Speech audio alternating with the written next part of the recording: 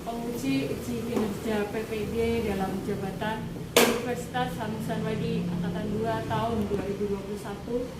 Perkenalkan, nama saya Tiara Ulfara Riyati. Saya adalah guru sejarah pada SMA Islam Nurul Ulum Gayam, Kabupaten Bojonegoro, Provinsi Jawa Timur.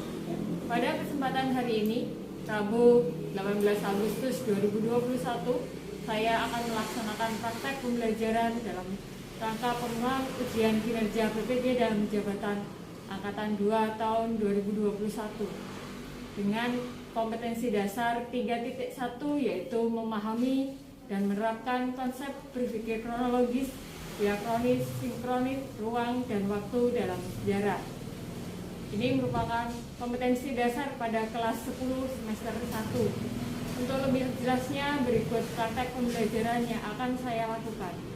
Terima kasih atas perhatiannya. Wassalamualaikum warahmatullahi wabarakatuh.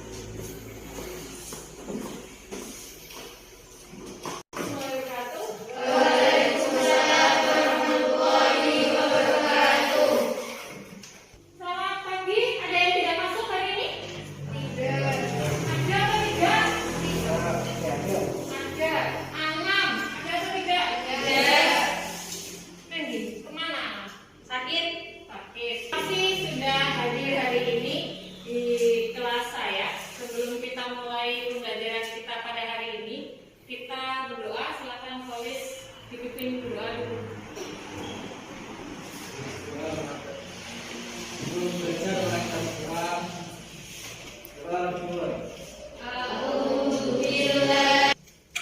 Pada pertemuan kita hari ini, kita akan belajar tentang konsep sejarah atau konsep dasar sejarah. Nah, kira-kira ini gambar apa? Ada yang ingat? Ada yang tahu? Gambar di depan itu gambar apa saja? Silakan angkatnya. Silakan Tia. Gambar yang pertama adalah Insinyur Soekarno sedang membacakan teks proklamasi kemerdekaan. Gambar yang kedua, ada yang tahu? Silakan diangkat. Ani, silakan. Jalan yang membentang mulai dari ujung barat hingga ujung timur Pulau Jawa. Bagus. Ada gambar kedua adalah gambar akhir Panarkan atau jalan yang dibangun ketika masa penjajahan Belanda. Kemudian, nah ada gambar yang di depan ini. Ini gambar apa kira-kira? Oleh silakan. Partai peserta pemilu 2004. Ada partai peserta pemilu 2004. Kalian sudah lahir? Sudah. Sudah pas lahir atau belum malah? Belum. Pas.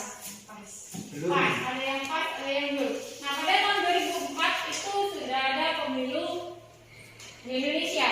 Sebelumnya juga sudah ada dari tahun 1995. Tapi yang saya ambil contoh di sini adalah 2004 ketika kalian sudah ada.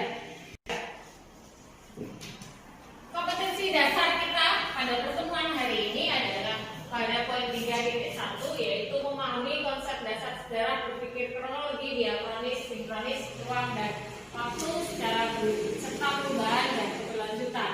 Sedangkan untuk keterampilannya ada di poin 4.1, yaitu menyajikan hasil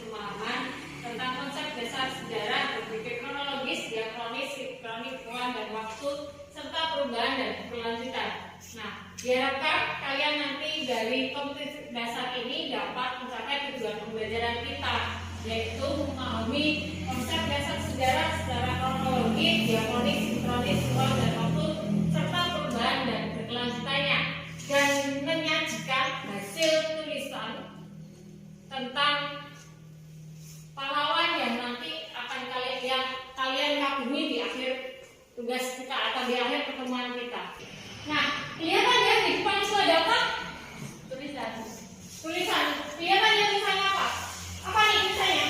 Apa yang ada di pikiran ketika mendengar sejarah? Apa kira-kira ketika kalian mengetahui atau mendengar sejarah? Bisa atau duit dulu? Nah, silakan. Sejarah adalah kejadian masa lalu. Kejadian masa lalu. Bagus. Kalau duit apa? Kejadian atau peristiwa yang terjadi pada masa lalu yang mempunyai makna penting. Nah, intinya adalah sejarah mempunyai makna penting. Nah, kita lanjutkan pada materi kita hari ini. Saya akan menampilkan satu video sesuai dengan momentum kita hari ini, yaitu Agustus, sesuai dengan momentum kita di hari kemerdekaan Republik Indonesia. Jadi saya akan menampilkan satu video terkait dengan kemerdekaan Indonesia. Sebelum saya tampilkan, nanti setelah penampilan video ini saya akan membahas singkat terkait tentang materi kita hari ini. Kemudian nanti kalian akan saya bagi menjadi 3 kelompok. Kemudian akan ada 2 pilihan, yaitu dengan pengetahuan dan pilihan keterampilan. Nah, ini nanti detailnya seperti apa saya akan lanjutkan ketika pembagian KPD. Sekarang silakan diperhatikan video di depan. Video ini saya ambil dari YouTube, dari Museum Perumusan Naskah Proklamasi. Jadi silakan diperhatikan. Perumusan naskah proklamasi. Kita akan menyaksikan kita berjuang pahlawan kita dalam merumuskan naskah proklamasi kemerdekaan. Indonesia sudah menjadi negara kerdil dan merdeka seperti sekarang. Sejak abad ke-17, Indonesia didatangi bangsa asing yang menguasai.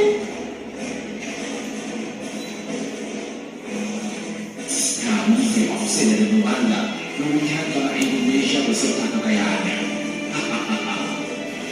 Namun sementara lebih relevan, kalian harus turun dan kerja keras dan melakukan dalam proses yang terbanyak.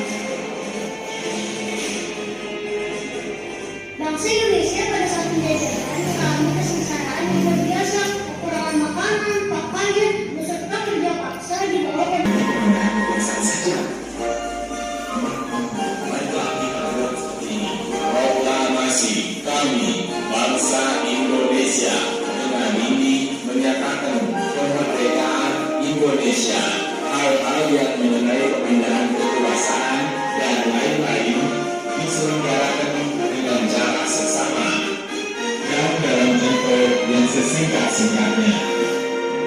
Jakarta, 17 Agustus 1945. Wakil-wakil bangsa Indonesia. Bagaimana?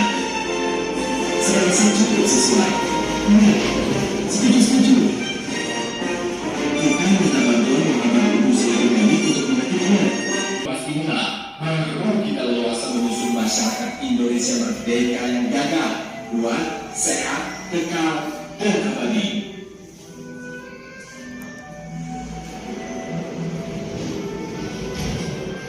Dan situasi kita sekarang memerlukan kemauan untuk memaknai kemerdekaan ini sebagai jembatan emas.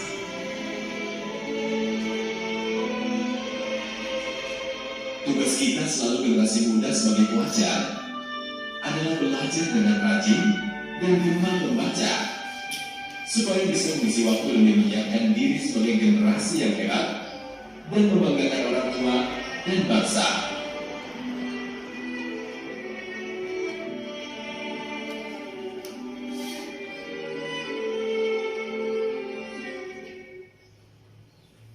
Sudah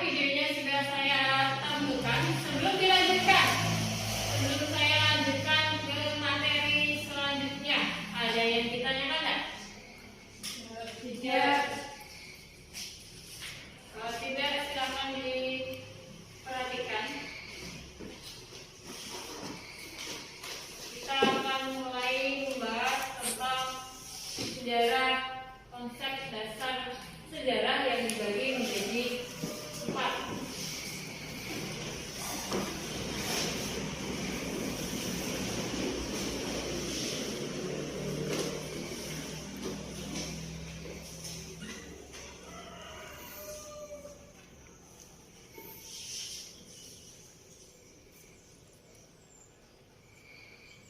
Intinya sejarah itu dibagi menjadi 4, yaitu diakronis, sinkronik, sama yang diakronik sinkronik, ruang waktu, kemudian perubahan dan keberlanjutan, dan kronologi.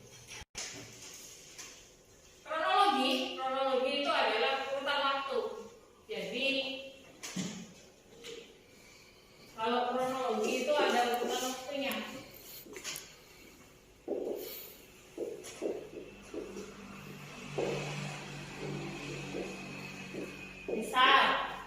Misalkan Anik lahir tahun berapa nih? 2004. Anik lahir. Kemudian SD tahun berapa? Ya? Enggak ini, bukan ini. Nah, ulang tahun ke 17. Woi, sudah belum nih? Sudah apa? Ulang tahun ke-17 kapan? April. Tahun 2021. Nah, ini 17 tahun.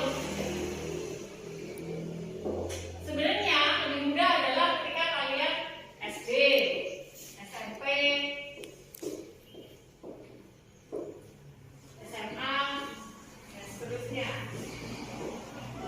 Ini disebut kronologi atau dia ada urutan waktunya. Habis lahir, TK, SD, SMP, dan SMA.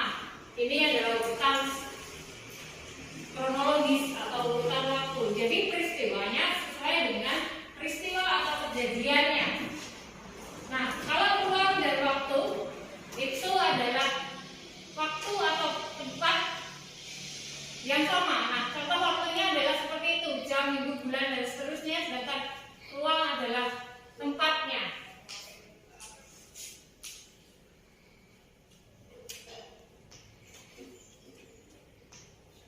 Dari materi kita hari ini yang sudah saya sampaikan secara singkat, ada yang tanyakan enggak?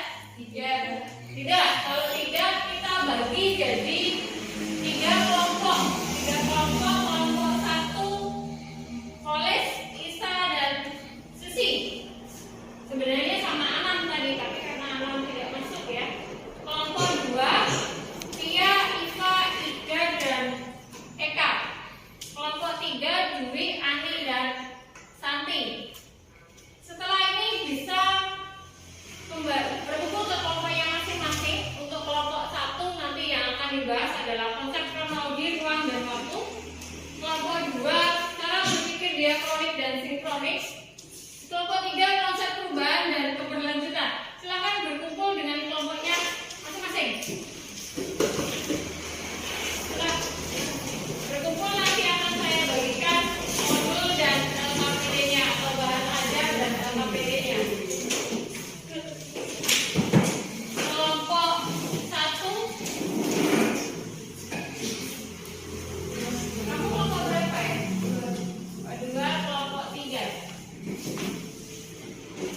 Kita akan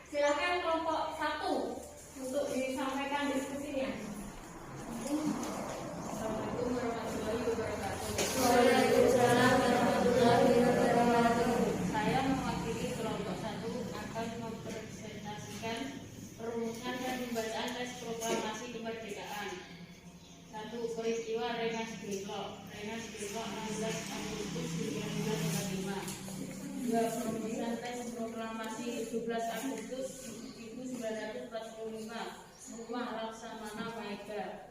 3. Pembacaan teks proklamasi 17 Agustus 1945 Jalan Kebangsaan Timur nomor 56 Jakarta.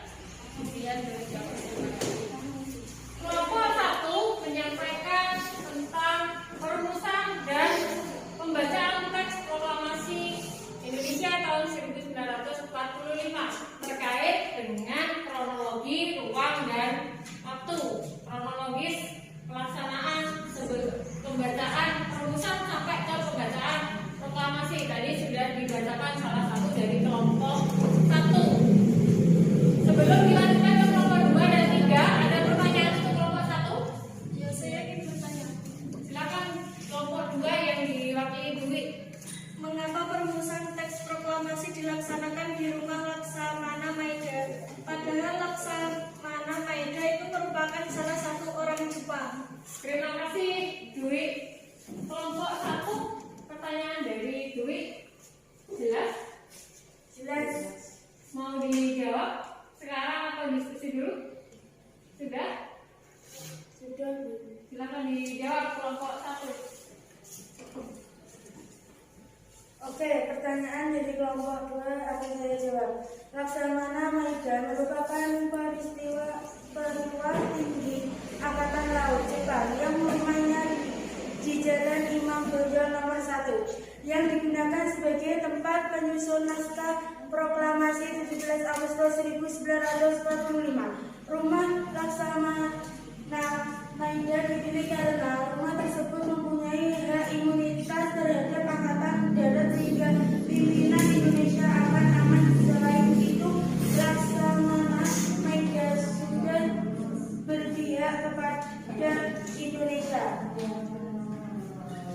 Sudah kelompok 2? Kelompok 1 jawaban untuk kelompok 2. Ada tambahan lagi atau tidak? Sudah. Kelompok 2 jawaban dari kelompok 1. Ada yang mau ditanggap atau ditanggapi tidak? Tidak. Tidak. Sudah. Berarti tidak ada. Akan dilanjutkan kelompok 2 presentasinya. Assalamualaikum warahmatullahi wabarakatuh. Saya mewakili kelompok 2 akan mempresentasikan tentang peristiwa Arnya Panaruka tahun 1807 sampai 1810. Sejarah pembangunan Jalan Raya Pos atau lebih dikenal Jalan Dendres sepanjang 1000 km ini dahulu menjadi sejarah kelam perjuangan bangsa ini. Jalan Raya Pos awalnya dibangun untuk pertahanan militer Belanda pada masa itu. Jalan Anyar Panaruka ini dahulu digunakan untuk menunjang sistem tanam paksa yang saat ini sedang diletakkan kronologi Belanda. Jalan ini akan selalu mengingatkan kita pada kekejaman Gubernur Jenderal Belanda Herman Willem Dendres terhadap bangsa Indonesia. Untuk membangun jalan ini, ratusan orang yang bekerja meninggal dunia. Sedikitnya ada 24.000 korban meninggal hingga pembangunan jalan ini selesai. Jumlah ini tidak termasuk jumlah korban yang tidak terdata. Inilah mega proyek pertama di Hindia Belanda yang menyatukan banyak korban jiwa. Sudah kelompok 2? Sudah. Ada yang mau ditambahkan? Tidak. Ada pertanyaan dari kelompok 1, kelompok 1 dan 3 untuk kelompok 2? Tidak. Ada yang ditanyakan? Silakan, boleh. Dari kelompok 1. Ya, mengapa yang dibangun Manyara atau Panarukan bukan Bojonegoro atau sampai Cepu? Kenapa yang dibangun adalah Anyar Panarukan? Kok bukan jalan kita yang dibangun, katanya Polis. Dari kelompok 2, silakan dijawab. Kelompok 2 untuk pertanyaan, untuk jawabannya dan diskusinya. Kita lanjutkan ke kelompok 3. Silakan kelompok Hasil diskusi kelompoknya. Assalamualaikum warahmatullahi wabarakatuh. Waalaikumsalam warahmatullahi wabarakatuh. Saya di sini mewakili kelompok 3 akan mempresentasikan hasil diskusi tentang Partai Peserta Pemilu tahun 1999 dan 2004. Terjadi perubahan partai peserta pemilu dari tahun 1999 sampai dengan 2004, yakni pada tahun 1999 ada 48 partai, sedangkan pada tahun 2004 ada 24 partai. Ada beberapa partai politik yang masih mengikuti pemilu dari 1999 dan 2004. Sekian, terima kasih. Kelompok 3, terima kasih untuk presentasinya. Ada yang bertanya ada untuk kelompok 3 dari kelompok 1 dan 2? Silakan, Pak.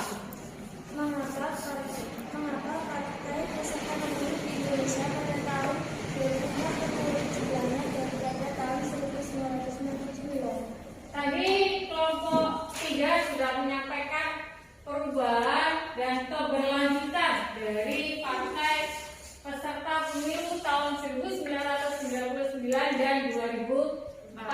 Kemudian ada pertanyaan dari kelompok 2 dari IPA. Yang ditanyakan adalah kenapa Partai Peserta Pemilu dari tahun 1999 ya tadi jumlahnya ada berapa nih? 48.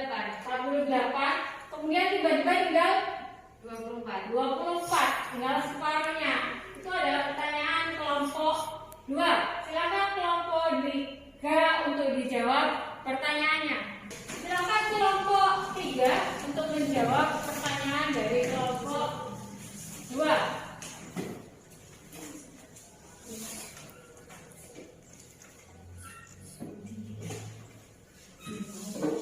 Siapa yang mewakili?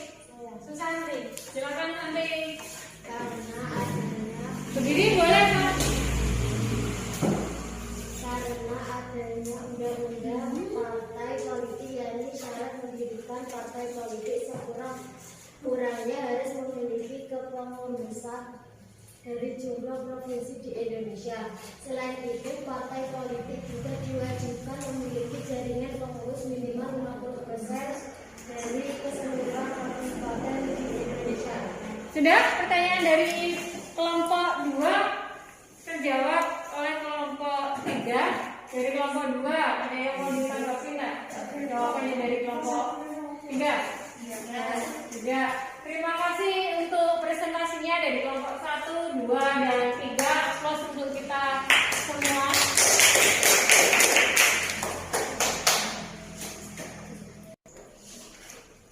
Hasil LKPD kalian nanti setelah di akhir bisa dikumpulkan. Sebelum kita lanjutkan ke penguatan dari saya, ada pertanyaan atau ada pernyataan dari kalian atau tidak? Ada pertanyaan atau pernyataan dari kalian? Tidak. Kalau tidak, silakan kembali ke tempatnya masing-masing.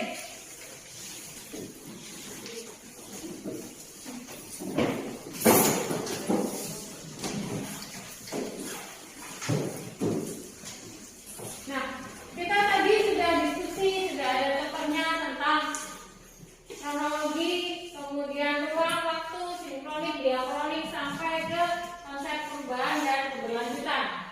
Di situ tadi sudah dibahas masing-masing kelompok.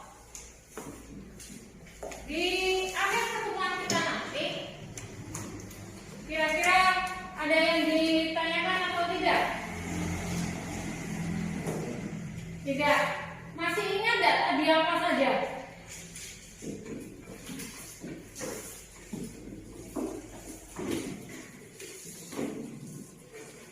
Apa saja yang sudah kita pelajari hari ini?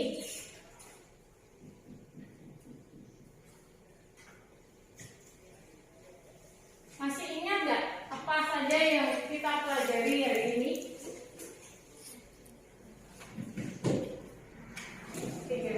Untuk menutup pertemuan kita sebelum nanti refleksi dan seterusnya akan ada penguatan dari saya. Silakan perhatikan di papan tulis tadi sudah diskusikan, ada beberapa yang didiskusikan dari kalian. Yang pertama adalah diakronik dan sinkronik. Intinya kalau diakronik itu menyempit, kalau sinkronik adalah memanjang. Kemudian kalau kronologi adalah berdasarkan urutan waktunya. Jadi ada urutan waktunya yang dia nanti pada akhirnya adalah menyimpulkan suatu peristiwa atau kejadian. Kemudian yang dibahas oleh kelompok 3 ada perubahan dan berlanjutan.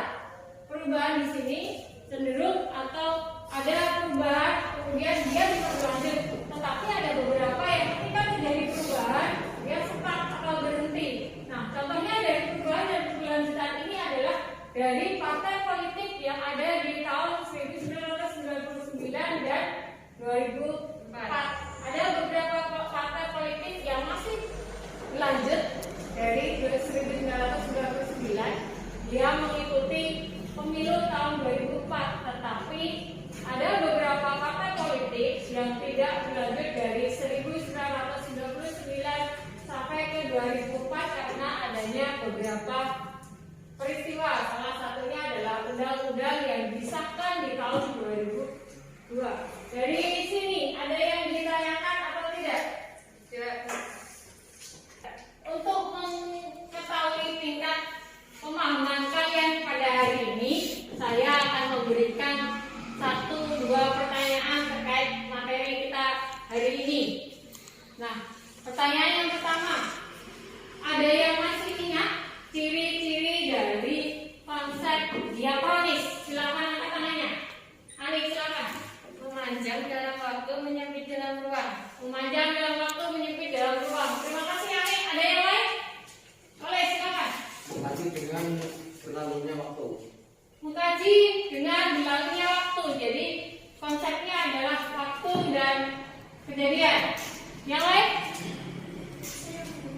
Dwi, silakan. Menekankan pada persetujuan peristiwa sejarah sesuai urutan waktu. Sesuai dengan urutan waktu atau kronologis. Yang lain? Silakan. Bersifat vertikal.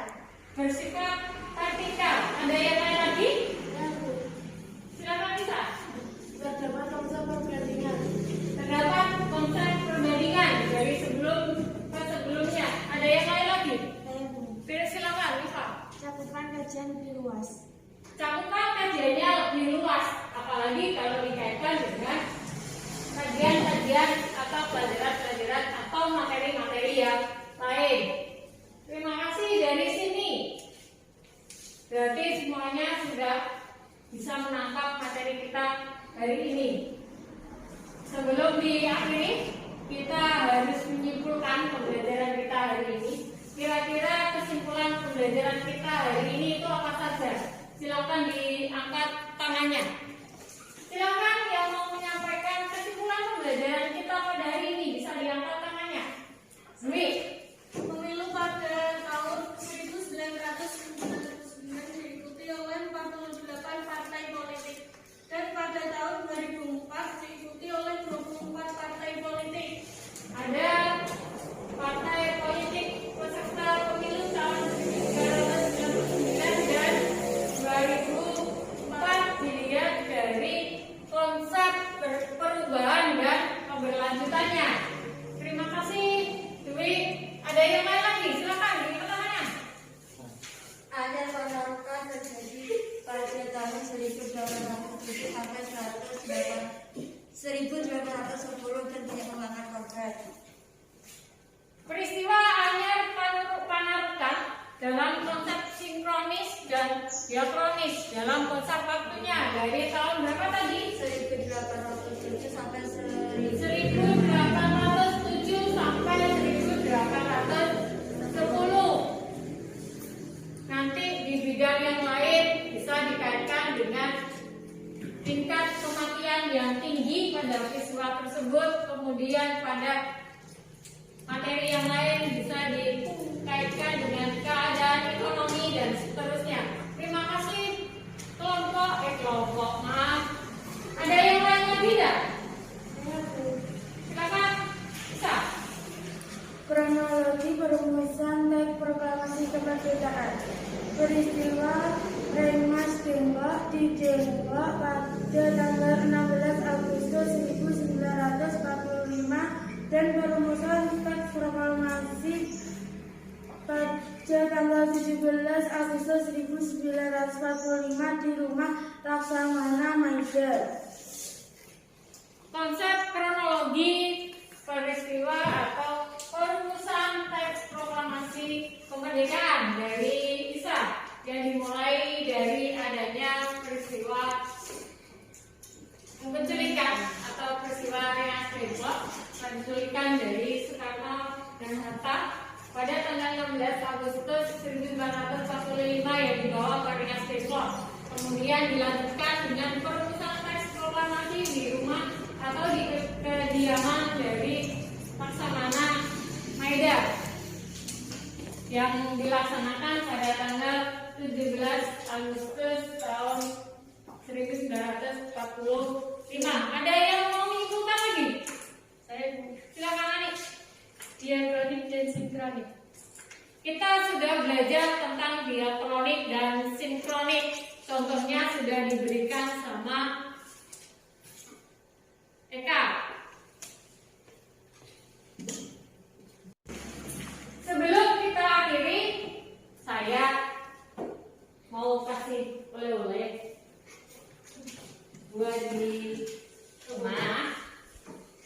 Jadi silakan tuliskan atau bikin tulisan secara singkat tentang pahlawan Indonesia yang kalian kagumi. Tentang pahlawan Indonesia yang kalian kagumi.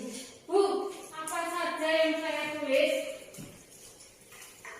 Kira-kira kalau saya minta kalian tulis tentang pahlawan yang kalian kagumi, kalian maunya tulisnya apa? Perjuangan pahlawan. Perjuangan pahlawan, boleh. Yang lain? Ada yang mau menulis tentang biografi singkat, cerita hidupnya, boleh. Berapa banyak Bu yang perlu saya tulis? Silakan tulis semaksimal mungkin, tetapi minimal adalah 1 lembar buku kalian. Sumbernya dari mana saja Bu? Boleh dari manapun, asal sumbernya dituliskan dalam tulisan kalian. Dari sini ada yang ditanyakan atau tidak? Jelas ya tugasnya apa? Tugasnya apa? Jelas. Kira-kira mau tulis tentang siapa atau pahlawan siapa yang mau ditulis? Insinyur Soekarno. Insinyur Ani mau nulis tentang Insinyur Soekarno. Yang lain? Patimura, Mohatta. Bagus. Itu adalah contoh-contoh dari pahlawan Indonesia yang ada. Jadi nanti silakan pilih salah satu dari banyak sekali pahlawan Indonesia yang sudah ada. Kalian bisa menuliskannya dalam bentuk tulisan singkat, tapi ada patokannya tadi, minimal 1 lembar kertas atau 1 lembar buku kerja kalian. Dari sini ada yang ditanyakan? Tidak. Terima kasih. Pembelajaran kita selesai hari ini. Semoga pembelajaran hari ini membawa berkah, manfaat untuk kita semua. Hati-hati nanti pulangnya sebelum kita akhiri. Mohon maaf untuk kata atau yang tindakan saya hari ini. Silakan salah satu untuk memimpin berdoa. Kita ulang oleh